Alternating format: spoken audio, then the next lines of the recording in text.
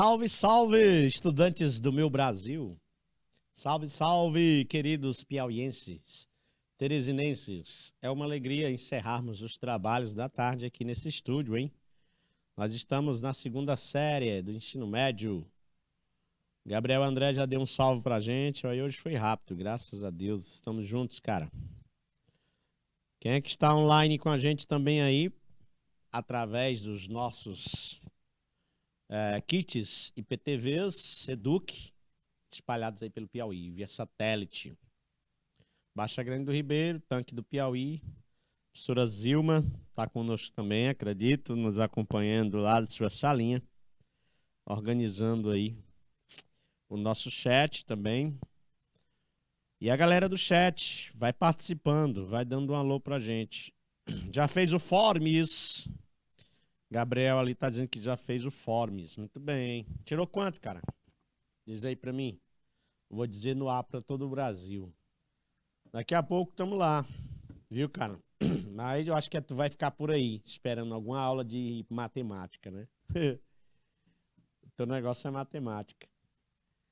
Rapaz, Gabriel André, aquele Forms ali, ó, elaborado por alunos nossos, né? O Ângelo. Ali, cara, tirou 8. Quarta passada tinha tirado 6, né? Aumentou. Parabéns. Gostei de ver. Então, logo mais nós temos aula de redação às 20 horas pelas salas online para Enem Seduc. Beleza, pessoal? Participem. E a galera que está em casa, como é que estamos? Boa tarde a vocês também. Vamos para a aula de hoje resgatar aí um conhecimento que a gente ministrou em maio, em especial quando a gente falou de resumo. Só que a gente não focou na resenha, né? E na sinopse. Aí hoje a gente vai fazer um apanhado geral, que é falando dos três. A diferença simples que há entre resumo, resenha e sinopse. O que é que eu vou levar para o meu ensino superior? Resumo e resenha. Vai levar demais. Sinopse, interessante entender só para questão mesmo de ferramental. Sinopse é um resumo. E já a resenha também é um resumo, só que com posicionamento crítico. Beleza? Então, sinopse, resumo, resenha. Aula boa por quê? Porque é uma aula que dá continuidade no teu uso, no teu dia a dia. Tu vai ver isso aí demais no curso superior. A boca do professor vai ser, faça uma resenha. Tu vai se assustar. Não, porque tu já teve noção do que é resenha aqui com a gente. Beleza, pessoal? Você soube que eu passei, né, tio Rufino, em pedagogia pelo ProUni. Caraca, vi coisa desse tipo, mas nem dei muita atenção, ou não tô lembrado, cara, pois agora sim, oficialmente tô sabendo. Ô, meu filho, parabéns, ProUnizão, vai pagar 100%, não é, do seu curso? Gabriel André, tu tem talento, cara, para exercer esse maravilhoso curso, que é conduzir as crianças no ensinamento escolar da vida e dos valores humanos. A pedagogia é um curso muito lindo. Vai ser chefe dos professores, hein? Beleza? Quase todo pedagogo é sempre um coordenador de área, um coordenador de escola. Olha aí.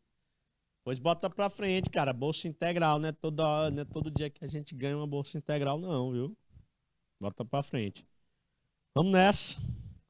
Traz aqui para nosso slide meu amigo Jorge. Tá aí no joystick, fazendo com que a nossa câmera fique sempre apontada aqui pra gente. Vamos pegar aqui a nossa caneta. Primeiro vamos começar com a resenha crítica, porque eu pincelei pouco, falei muito pouco dela. Nós falamos mais do resumo, estão lembrados? Essa aula foi em maio. A gente falou demais de resumo, início de maio.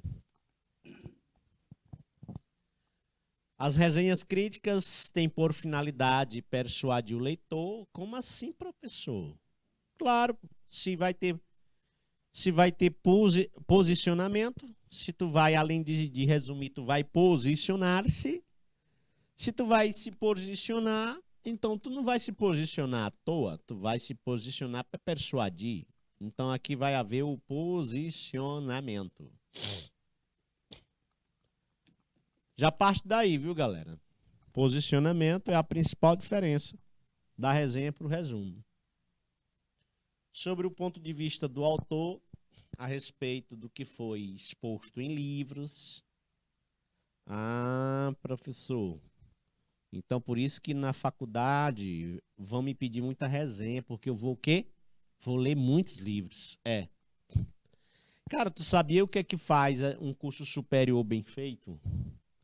É justamente tu ter tempo de ler todo o arcabouço bibliográfico. Um curso superior ele só será bem feito se tu tiver tempo de ler. A gente parte da seguinte ideia, ó.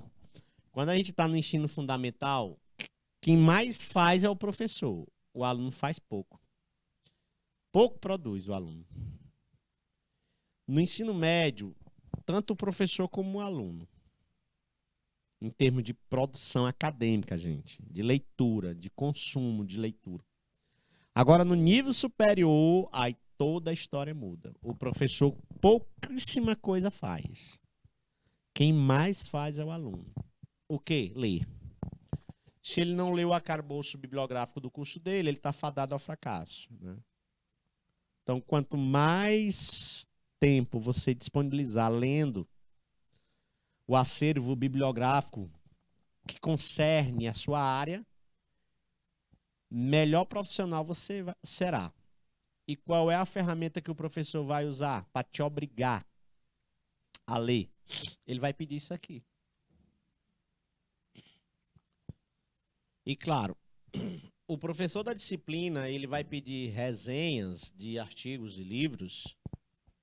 Ele não vai ter muito trabalho não, por quê? Porque se ele é o professor da disciplina, ele já leu umas 200 vezes aquele artigo que ele está te pedindo para resenhar. Então, nem vá se preocupar e pensar, ele não vai nem... Ele vai ver. Se tu fizer Ctrl+C, Ctrl+V, não vai adiantar de nada. Quando eu fiz meu curso de letras, né, eu tinha o maior medo disso aí. O menino fazia medo da gente, dizia que a professora tinha um aplicativo que ela sabia, né, ela digitava algumas palavras ali, tiradas do nosso trabalho, e aí ia bater lá no site de onde a gente tirou. Ctrl+C, Ctrl+V. Eu ficava com medo, então eu produzi mesmo. E ó, eu não estou esquecido não, eu dei essa aula aqui, eu lembrei. E quando a gente vai fazer a resenha e o resumo, a gente não precisa estar falando com as mesmas palavras do autor não, gente. A gente pode usar as nossas próprias palavras, mantendo clara a mesma ideia.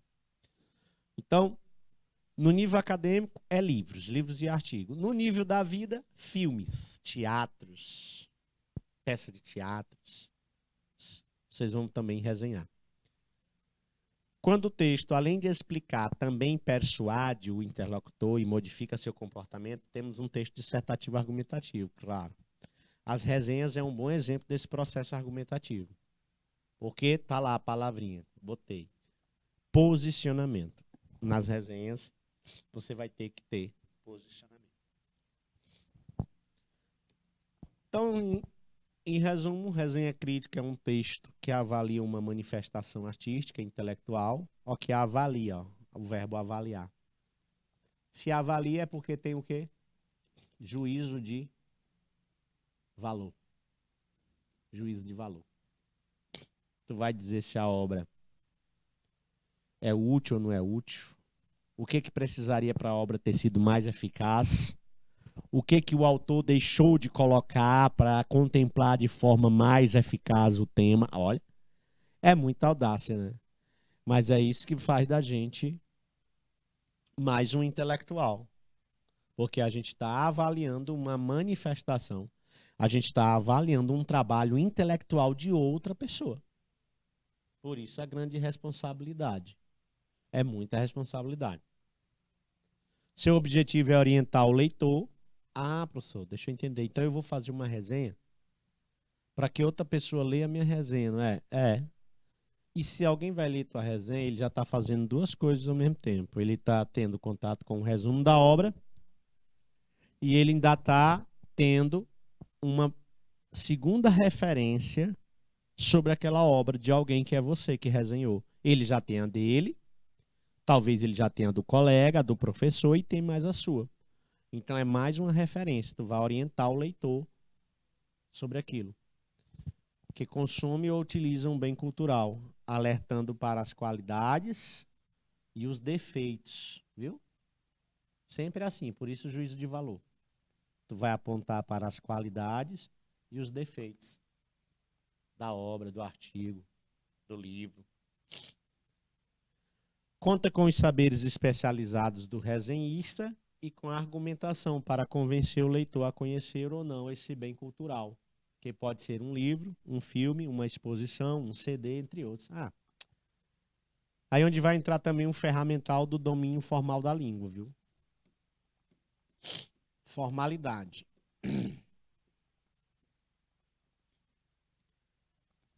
Aí o professor de iniciação científica, né, o professor de pesquisa de iniciação científica, ele vai te ajudar a estruturar esses trabalhos acadêmicos, em especial a resenha crítica.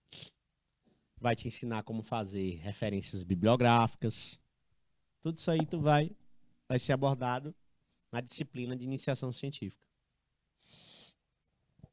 A finalidade de uma resenha é informar o leitor de maneira objetiva e cortês sobre o assunto tratado no livro ou artigo, evidenciando a contribuição do autor, novas abordagens, novos conhecimentos, novas teorias. A resenha visa, portanto, apresentar uma síntese das ideias fundamentais de uma obra. Beleza. Aqui é o caráter mais resumitivo, né? Porque eu não posso negar, gente. Tem sim. As resenhas também têm caráter resumitivo. Ela é um resumo. Caráter resumitivo. As resenhas são resumos. Porém, não é um resumo simples. É um resumo com um acrescentamento, com um acréscimo, que é o teu juízo de valor. Professor, se você fosse numerar alguns passos que me ajudarão a fazer uma boa resenha crítica, o que é que o senhor me diria? Isso. Identifique a obra. Olha aí, chegamos onde eu falei, ó, antecipadamente. Coloque os dados bibliográficos. Lascou, professor. Não sei fazer referência bibliográfica. Mas é como eu te disse. Calma, calma, calma. O teu professor de iniciação científica vai te ensinar a fazer. Mas eu preciso antes, professor, fazer uma resenha. Beleza. É só tu olhar nos outros trabalhos, a maneira como é que se faz uma referência bibliográfica. O sobrenome do autor vem primeiro, em caixa alta, não é? Beleza? Se tu vais referenciar um livro meu, Francisco Rufino, tu bota Rufino.Francisco. Os Loucos Também Amam. Edição 254. Eita, tá na 254 edição. Pra ter como meu livro é massa. Lançado aí pela Contrix, Impressos Limitada. Ano 2020, pandemia. Show de bola. Ave Maria, professor, em 2 anos aí, o senhor já lançou 254 edição. Minha amiga. Pra tu ver, todo mês é 3. Muito. Então eu ajudei aí em parte, né, pessoal? É claro que eu tô enferrujado na ABNT. Porque isso aqui, meu amigo, segue... tu pensa que não segue normas técnicas, não, é? Segue normas técnicas. O nome das...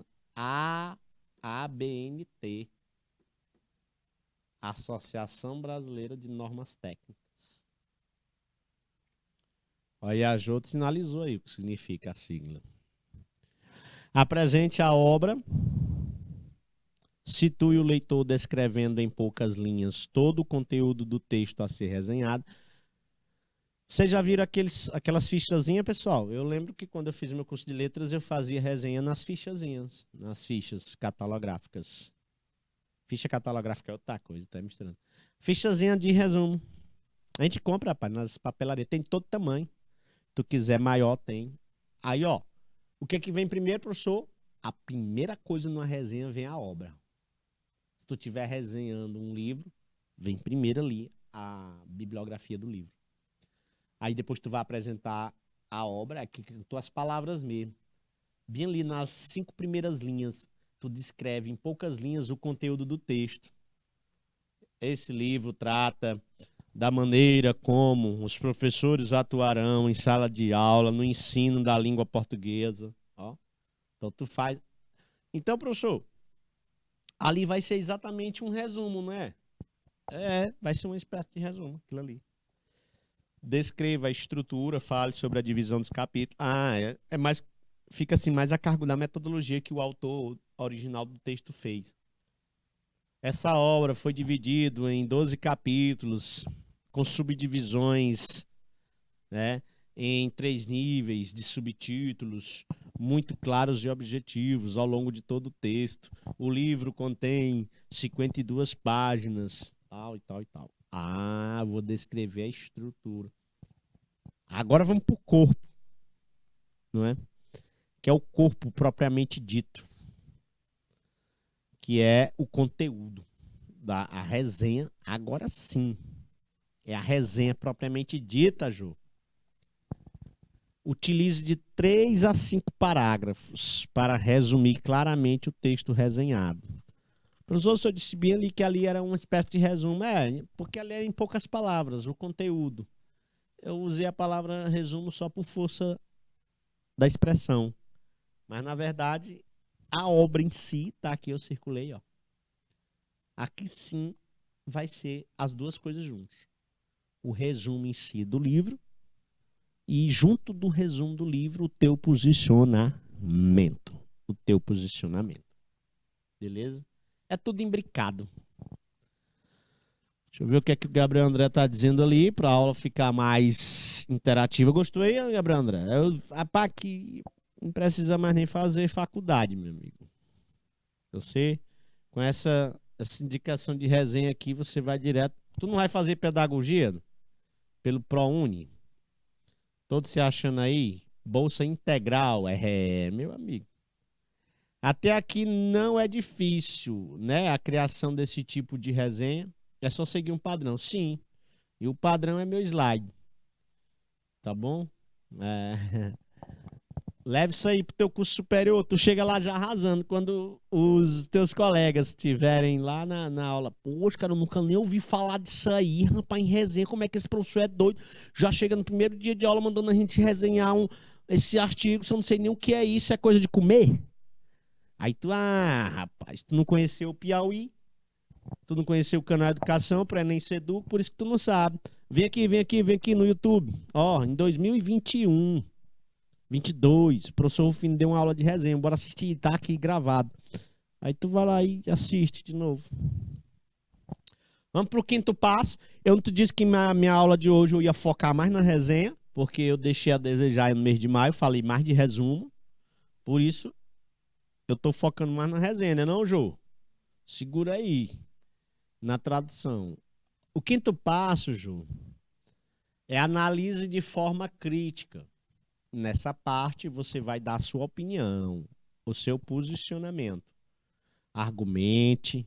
Minha amiga, a hora que... Eu gosto dessa parte. Professor, o que eu menos gosto é argumentar. Pois eu já acho melhor argumentar. Faça comparações ou até mesmo se utilize de explicações, pontos de vista. Agora sim, dê asas ao seu senso crítico. Massa.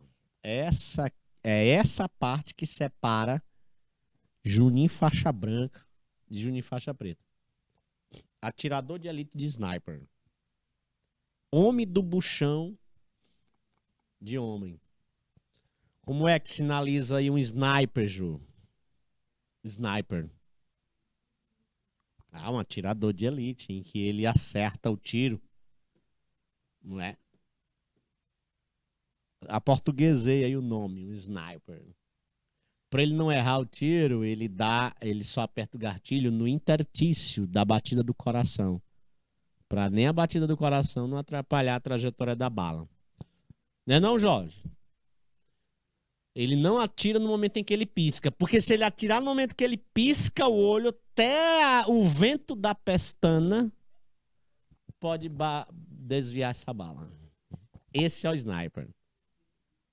Então sejamos sniper. Metaforicamente, né, Jô? Eu vou te ensinar uma figura de linguagem chamada metáfora.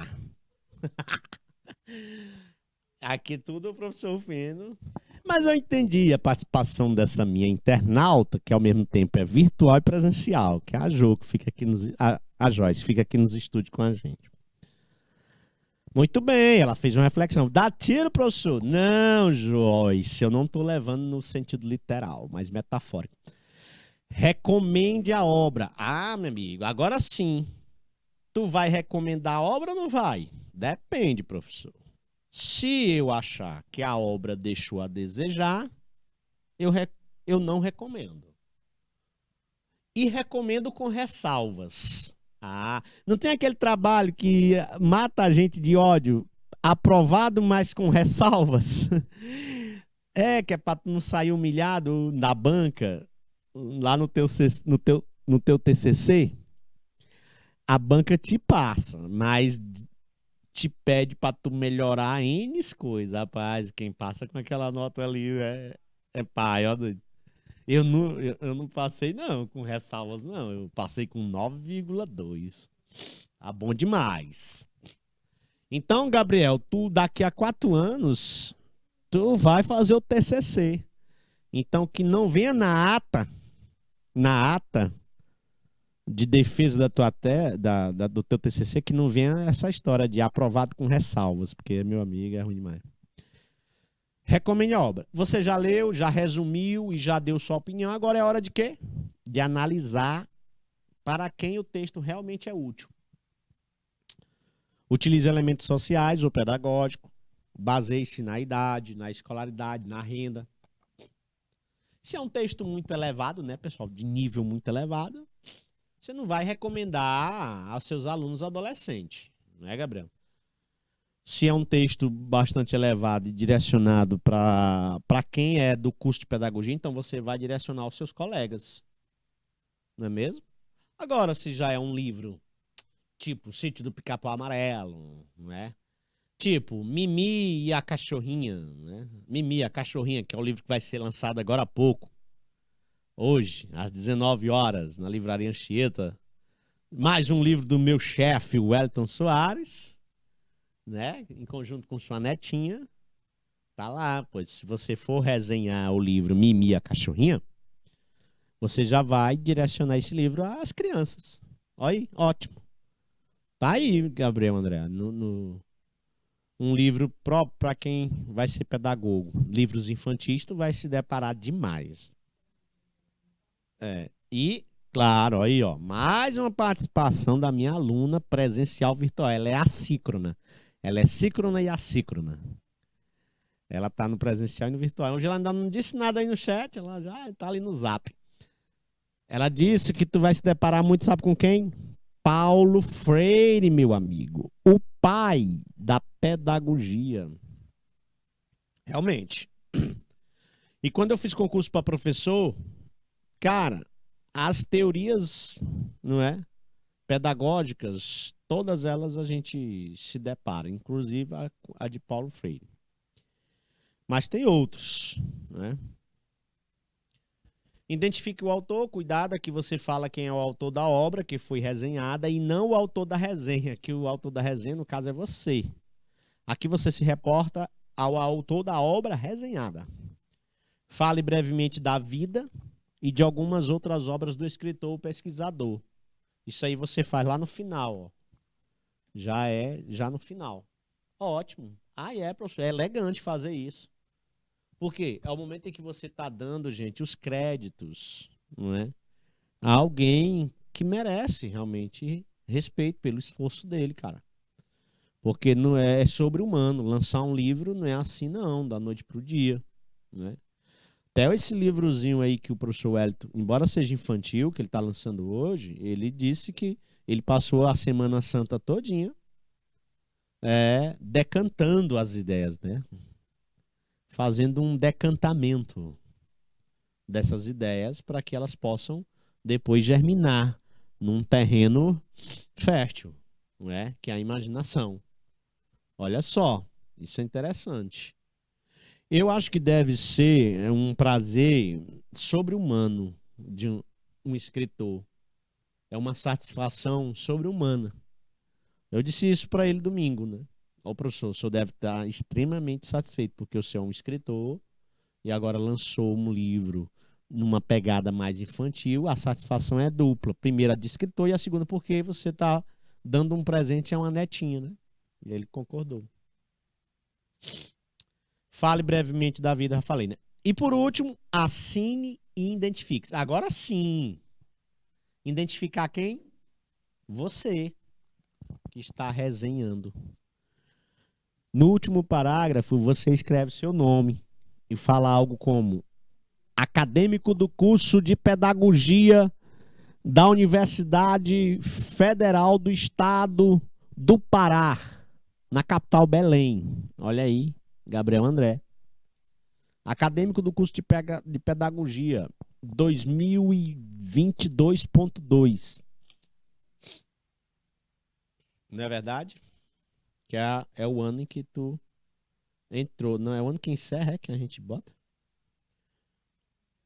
Tchau, Ju. Vou pedir a ele para sortear esses livros dele. Eu ganhei um que eu achei massa. Não vejo a hora de eu ganhar um outro. Qual foi que tu ganhou dele? UFPA. É, eu sei, Estado do Pará. Universidade Federal, do Estado do Pará, que fica na capital Belém. Beleza, querido? Tu ganhou qual dele? Eu tenho vários também. Aqui no nosso exemplo é a Universidade de Caxias do Sul. Vamos ver aqui um exemplo. Essa aula aqui ficou bom porque eu encontrei, que eu tinha dado, inclusive, essa aula de resenha no passado, se eu não estou enganado.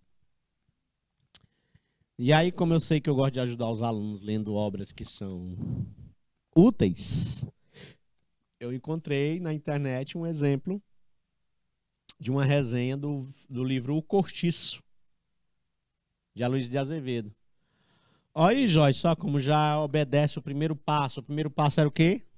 Sinaliza. Era o quê? O que é isso aqui, Joyce?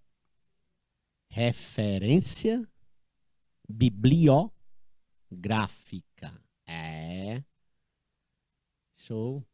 Referência bibliográfica, o livrozinho aberto. Ela fez aí o sinal do livrozinho aberto.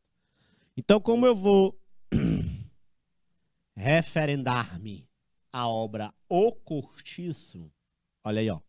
Azevedo Gonçalves, Aloysio Tancredo, O Cortiço, São Paulo, Editora Ática, 2000. Uma Vida Subhumana, Maria Santana Guiar Souza, Intereminense. Aí tá lá, depois vai dar os credenciais dessa pessoa que tá resenhando. O livro O Cortiço, versão adaptada de Luísa Gonçalves Tancredo de Azevedo, é composto de 16 capítulos. Olha ó, como ela tá dando lá a ideia. Ela tá nesse passo bem aqui, ó.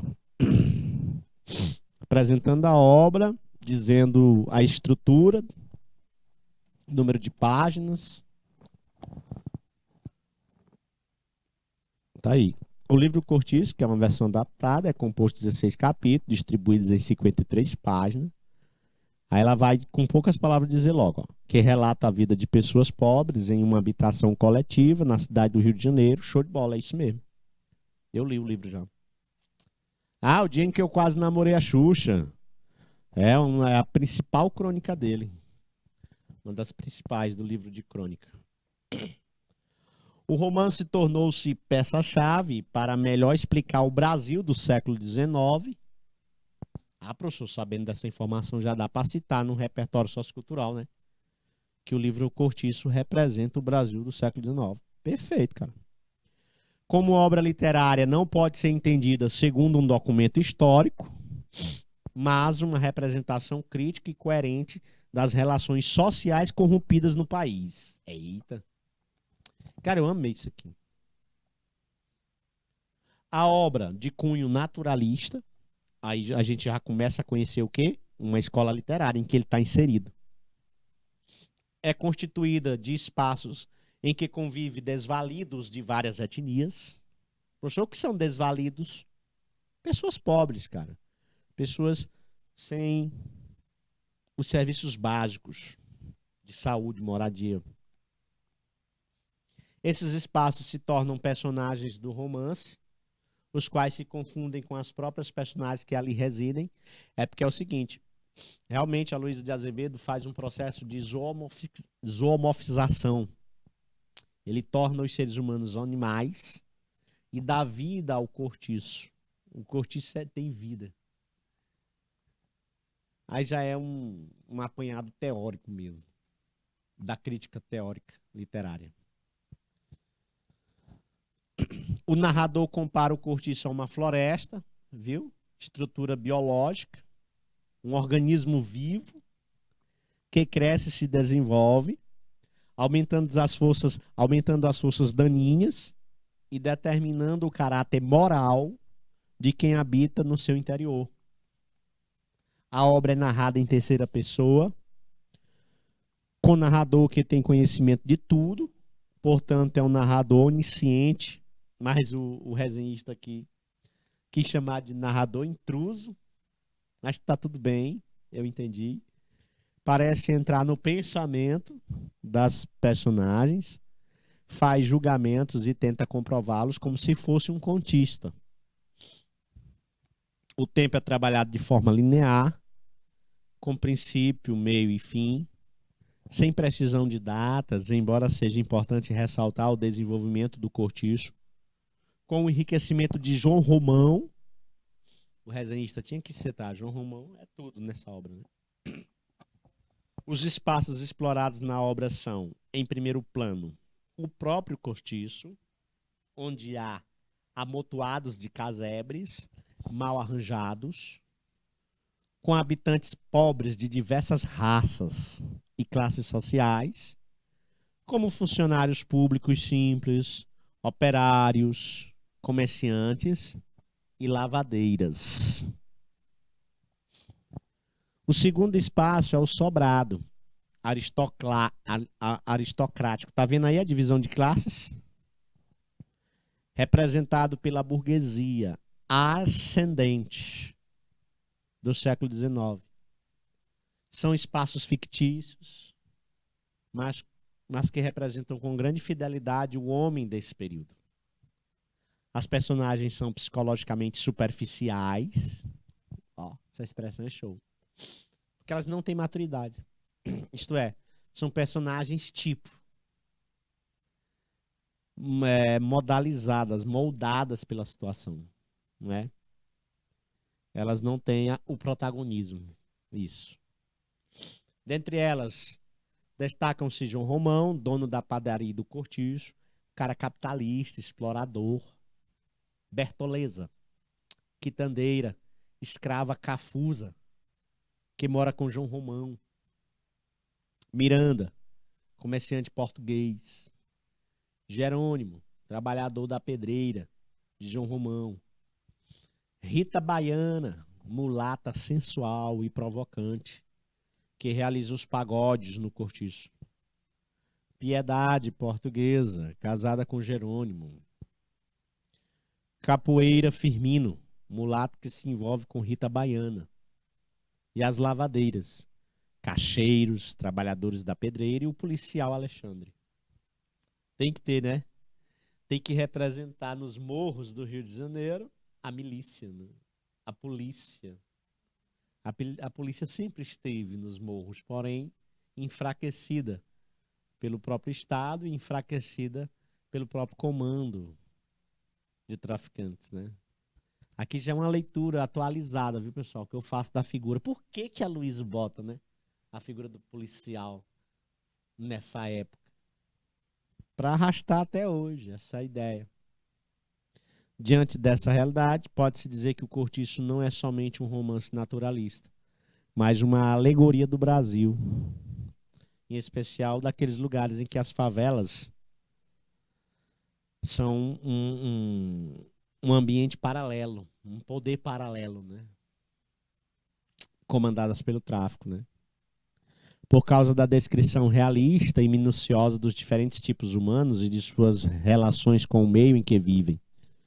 Além disso, o livro aborda também questões pertinentes a um país com desigualdades sociais que se refletem até hoje. Pega para ti. Se reflete até hoje. Como leitora, aí ela está fazendo o último passo. Recomendo que a obra seja lida e refletida, por ser um livro muito solicitado nas provas internas e externas, principalmente por vocês, estudantes, que irão participar dessas avaliações seletivas. E, se eu fosse ela, ainda dizia, e farão a redação para o Enem. Né? Porque esse livro ele pode se encaixar em cima de qualquer temática que, porventura, tu possa ser pego de surpresa. É um ótimo repertório sociocultural. Ninguém vai discordar disso, do que eu estou dizendo. Verdade, professor?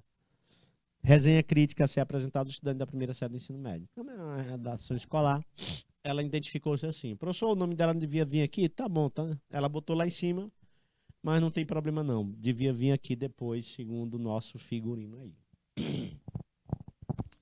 Gostaram? Então, conforme prometi, eu passei aí a maior parte da minha aula tratando da resenha, porque ela sim é um ferramental muito massa que você vai precisar no universo acadêmico. E nesses últimos minutos que faltam, nós vamos, conforme prometido, como é os 3, falar de resumo e de sinopse. Na verdade, vou relembrar, né, a vocês, que essa aula eu já dei em maio. Você já resumiu um texto? Resumir um texto significa o quê? Reduzi-lo, professor. Isso. A uma fração menor que o original. Ainda lembro dessa aula, eu trouxe. Por que que nós salivamos quando vemos uma comida apetitosa? Ainda lembro do texto que eu resumi com vocês. Sem alterar as informações principais, sem fazer cópias de partes do texto e mantendo o mesmo encadeamento de ideias. Ah, professor, isso aí eu já tenho bem claro na minha mente, realmente. E depois dessa aula mudou totalmente a minha visão que eu tinha de resumo. Eu imaginava que resumir era só copiar. E não é. Tem que tirar isso da cabeça. Você tem que primeiro entender a obra, ler. Por isso que é para isso que vai servir. Para que servem? Tá aí. Os resumos. É para você desenvolver uma habilidade em você, que é a habilidade da leitura, compreensão e interpretação. Para que você possa usar paráfrases, né? Como assim, professor, usar paráfrases? Cara, tu, por exemplo, tu lê um texto, tu fecha ali o livro, tu fecha o texto, engaveta ele e tu pega e, ó, professor, o texto trata disso, disso, fala disso, isso é...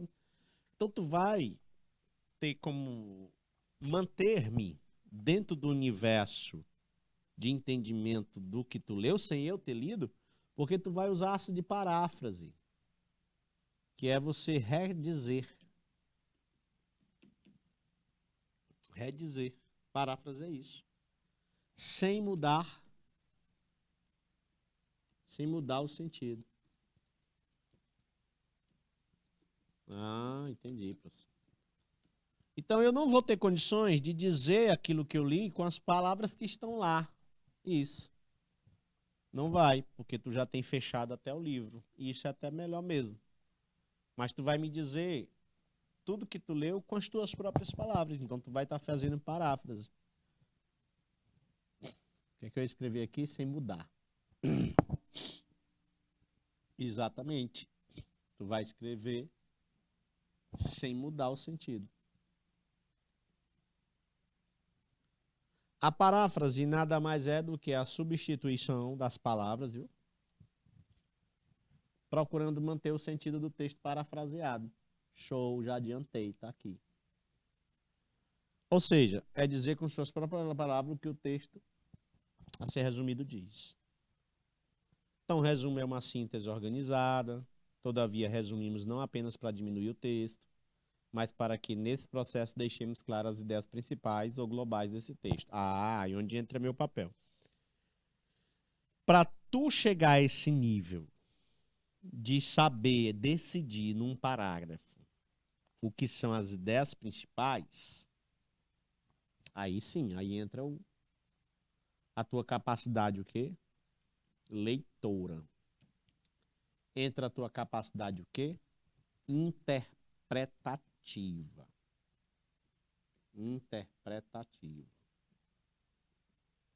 Entra interpretativa. Entra a tua capacidade o quê? De compreensão. Professor, entendi. De compreensão. Então, meu amigo, ler, interpretar, compreender são ferramentais muito ligados a esse universo do resumo. Por quê? Sabe por que tu sai copiando tudo? É justamente porque tu não tem essa maturidade leitora de saber dividir o que é primário do que é secundário, do que é ideia principal, do que é ideia secundária. Tá bom? Na redação, a paráfrase é dita também ao discurso indireto, né, professor? Com certeza, Gabriel André. Paráfrase é, sim, sinônimo de discurso indireto. Isso mesmo. É o momento em que eu não preciso usar as aspas. Tá aí, um resumo. O Brasil é um país em desenvolvimento. Seu mercado de trabalho transforma-se constantemente. As mudanças são rápidas, exigindo qualificação profissional. Neste cenário, empreender torna-se cada vez mais um diferencial para a inclusão no mercado. O objetivo desta pesquisa é identificar como os estudantes do curso de turismo compreendem o conceito de empreendedorismo e verificar se as práticas pedagógicas consolidam ideias e habilidades que permitam a inovação e a criatividade, contribuindo para a formação do profissional empreendedor. A pesquisa realizada teve caráter qualitativo, aplicou-se um questionário com perguntas abertas aos alunos do curso de turismo na idade de Ourinhos. Verificou-se que os estudantes estão atentos às exigências do mercado e apresentam um grande potencial empreendedor. Todavia, é preciso fomentar estratégias educacionais que transformem em ação esse potencial. Por que esse resumo é assim? Porque aqui é um resumo acadêmico. É um resumo que é parte de um artigo científico. Ah, professor, entendi.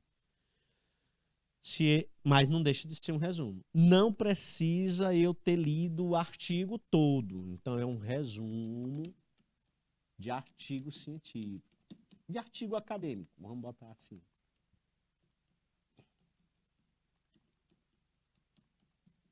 Quem é que faz, professor, o resumo é tu mesmo, né? Porque faz parte do artigo acadêmico a apresentação, o resumo, as palavras-chave, dedicatória, referências bibliográficas. Aí isso aqui está logo nas primeiras páginas. É o que nós chamamos de pré-textuais. São as partes pré-textuais. Não é o corpo ainda do artigo. São os pré-textuais. Serve para quê? Para quem está folheando ali teu artigo, não precisar ler ele todo. Bem aqui eu já me senti satisfeito. Já sei que isso aqui é próprio para quem tem a veia empreendedora. Já vi que isso aqui é próprio para quem é do curso de turismo. Já sei que isso aqui é próprio para quem procura mercado de trabalho nessa área do turismo. As palavras-chave: turismo, mercado de trabalho e empreendedorismo. Show. O trabalho vem me trazendo aí esse cenário. É preciso compreender, é preciso estudar, é preciso ter técnicas, né? E aí a pesquisa teve um caráter qualitativo, aplicou-se um questionário, então buscou-se in locus, não é? Ouvir as pessoas envolvidas. Em se tratando de resumo, nessa aula também eu falei do resumo indicativo, são 3 tipos. Resumo indicativo apenas indica os aspectos relevantes, ou seja, ele não se apega a dados qualitativos e quantitativos. Sendo assim, a obra original precisa ser consultada quando há necessidade de aprofundamento. É um resumo mais simples e mais rápido. Um outro é o informativo. Ele é um pouco mais elaborado e ele contém mais informações. Ele descreve, por exemplo, a finalidade, a metodologia, os resultados e conclusões do documento, permitindo assim que a leitura da obra original possa ser dispensada. Ah, então beleza, professor. Ele é mais completo. E por último, o resumo crítico, que é quem? A famosa resenha, que a gente já fez muito bem em 40 minutos. A gente passou o tempo todo falando dela. Além de sintetizar, o resumo é uma espécie de análise, avaliação, juízo de valor. Traz um ponto de vista de quem está resumindo. Beleza? Vamos ver isso aqui. O Birajara. Ao lado de O Guarani e Iracema, O Birajara é um dos romances indianistas de José de Alencar, o último escrito nesse gênero. Induzido pela vontade de resgatar a nossa nacionalidade, o índio vem a ser a base da formação do povo brasileiro, segundo o nacionalismo romântico. Nesse sentido, reconstruir a imagem do índio é fundamental para alicerçar o espírito de brasilidade. O escritor defende o índio, bem como sua cultura original, procurando reforçar os pontos que os diferenciam do modo de vida dos europeus. Resgata-lhes valores maiores como a lealdade, a fidelidade, a bravura, o destemor e a valentia. A culpa os intrusos, entre aspas, pelas consequências do processo de aculturação do índio brasileiro, pela perda de sua identidade cultural. A narrativa centra-se em Jaguaré, jovem caçador que não poupa esforços para ser reconhecido como guerreiro. Em combate com o grande guerreiro Pujacã, Jaguaré vence e é reconhecido como um grande herói, passando a ser chamado de Ubirajara, o Senhor da Terra. Aquele que é capaz de cumprir sua missão como chefe da tribo dos Araguaias. Encontra-se na floresta com Araci, estrela do dia, filha do chefe Itaquê. Ubirajara é recebido pelos Tocantins e, como pretende desposar a jovem Araci, deve enfrentar outros pretendentes. Então a obra vem trazer a imagem heróica, batalhadora, guerreira do índio, do indígena, né? Porque nessa época ainda é... Hoje é mais politicamente correto tratar a pessoa, não é? Do índio com a expressão indígena, não é? Não mais índio. Mas nessa época não tinha esse entendimento polido. E a gente vê que a questão do índio no Brasil é uma questão que tem se aflorado ultimamente, né? E com a morte de defensores da causa indígena, recentemente nós tivemos Dom Phillips, né, e Bruno, que foram assassinados, justamente a mando desse universo perverso, que é a exploração das florestas, dos minérios, a ponto de degradar as aldeias, não é? Levar doenças aos índios, que é a extração do ouro, do minério, do desmatamento, enfim. Então é uma questão muito pertinente, viu, pessoal? A gente pensa que isso era algo que só era dos livros de história, né? A gente pensou que isso ia ficar nos livros de história. Eu, pelo menos, quando vi a primeira vez se falar de índio na escola, de indígena na escola, para mim aquilo ali era uma coisa que era só dos livros. Depois que eu descobri que não era só nos livros. É tão tal que eu lembro quando eu criança, quando eu me assustei quando eu descobri que os indígenas ainda existiam, que ainda existiam índios, né? Que a maneira como os professores passavam para a gente entendia que era uma etnia que estava exterminada. Porque, infelizmente, os livros fizeram isso com a gente. Quiseram apagar da nossa memória, não é? Em especial o livro burguês, a importância desse grupo étnico. E está mais vivo do que nunca, né? E eles estão muito mais próximos da gente do que nunca. E estão muito mais gritando por socorro do que nunca. Então não só foi em 1500, foi hoje também. E hoje também. Gostou de quê, André Gabriel? E por último, a sinopse. E aí que a aula do professor Rufino é toda focada no que a gente veio fazer. A sinopse ela é mais simples, pessoal. É muito comum, né, Joyce? Em capa de DVDs, em capa de CD, pronto. Na Netflix, gente. Eu só escolho um filme se eu ler a sinopse. Eu não clico logo sem ler a sinopse. Eu tenho que ler a sinopse. Se eu não ler a sinopse, eu não assisto. Então, sinopse se aplica muito aos trabalhos acadêmicos? Aplica-se, mas mais na categoria de resumo. Porque tem um significado mais específico do que o simples resumo, referindo-se expressamente à visão de conjunto de uma teoria, de um tratado científico, de uma tese. Mas nesse caso, que ele está a falar, a gente chama isso aí também, sabe de quê? Compêndio. Compêndio.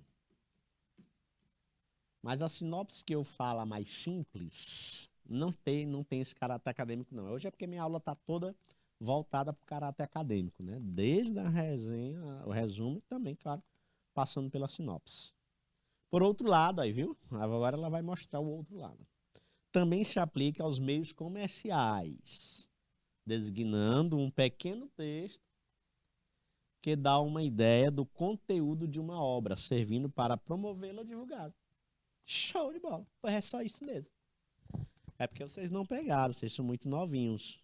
Vocês não pegaram a prática, Joyce, de dia de domingo a gente sair de casa para ir locar filme. Eu ainda peguei essa prática. Locadoras de DVD.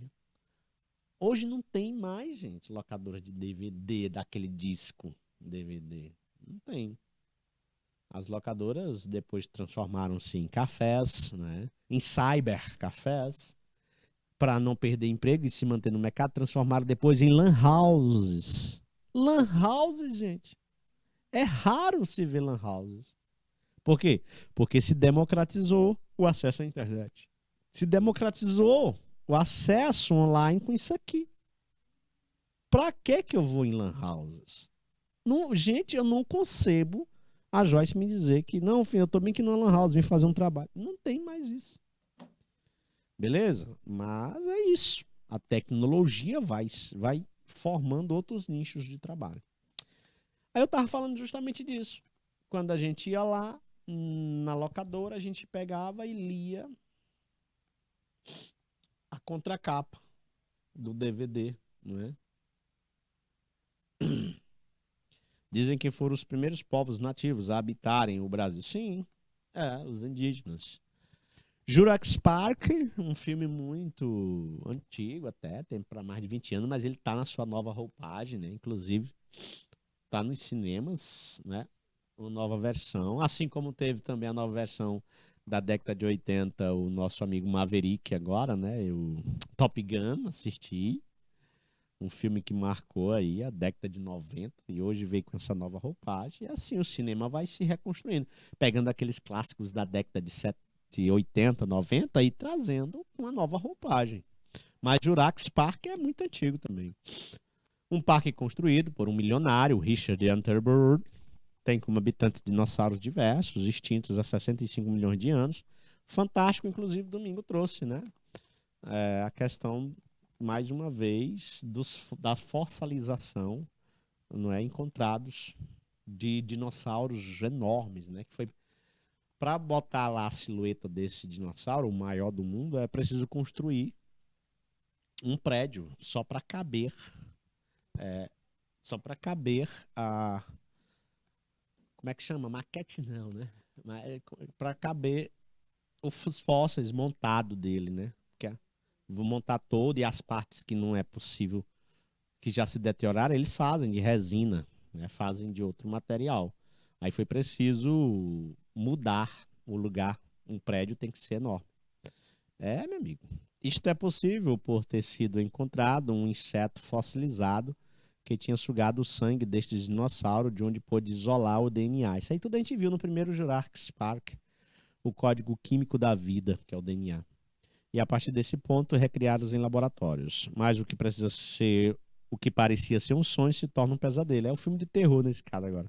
quando a experiência sai do controle de seus criadores. Aí tem aquelas matanças, né? Aquelas mortes dos dinossauros todos agressivos. Aí onde eu venho a história da resenha, Joyce. Se eu fosse resenhar naquela época com a maturidade que eu tenho hoje, foi uma maneira do filme passar uma imagem ruim dos dinossauros. Porque o primeiro Jurassic Park trouxe os dinossauros como seres aterrorizantes, seres matadores, serial killers, monstros. Então eu acho que o próprio. Aí é a hora que eu tô dizendo, não foi tão útil o primeiro Jurassic Park. Jurassic Park. Então era preciso desmistificar essa ideia de que os dinossauros, né, são seres destruidores, né? Que na verdade é mais cientificamente comprovado que nada mais é do que mais uma fauna presente há milhões de anos aí. Sinopse é um gênero textual que tem por objetivo apresentar, descrever brevemente um produto cultural, beleza, saindo do universo acadêmico. Ao fim, eu só faço sinopse de filme, não, cara. De jeito nenhum. De livro também. Até de teatro. Quando tu faz um cartaz, pronto, aí. Tu faz um cartaz de um filme, né, de uma peça teatral, tu bota ali rapidinho a sinopse do que vai ser apresentado. Como você percebeu, a sinopse do filme A Bela e a Fera apresenta o elenco, atores que interpretam os personagens. Aí eu acabei retirando a sinopse da Bela e a Fera e deixei o Jurassic Park, por isso que essa cartela está dizendo isso. Aí ele diz aí como fazer de forma rápida uma sinopse. Espero que vocês tenham gostado. Nossa aula está chegando ao fim. São 3 gêneros textuais que se interligam e são muito úteis. E a resenha foi o nosso principal foco hoje. Bye, bye. Agradeço a todos a atenção e até a próxima.